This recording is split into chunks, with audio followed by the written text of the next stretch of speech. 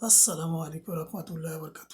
দেখো, এই দুনিয়াতে তুমি অনেক ক্ষমতার মালিক থাকতেও তুমি যদি ক্ষমতার অপব্যবহার না করো, এই দুনিয়াতে তোমার অনেক টাকা পয়সা থাকতো, তুমি যদি টাকা পয়সার অহংকার না করো, এই দুনিয়াতে তোমার শরীরে অনেক শক্তিবল থাকতো, তুমি যদি শরীরের অহংকার না করো, এই দুনিয়াতে তুমি মানুষকে মুখের কথা দিয়ে যদি কষ্ট না দাও,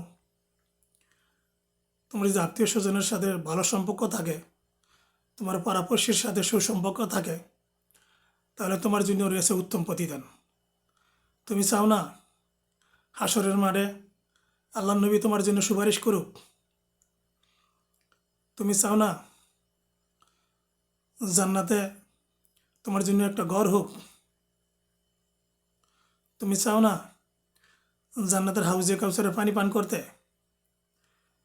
তুমি চাও না জান্নাতের সুস্বাদু ফলগুলি খেতে? তুমি চাও না জান্নাতের হুরেরা তোমার খেজমত করুক?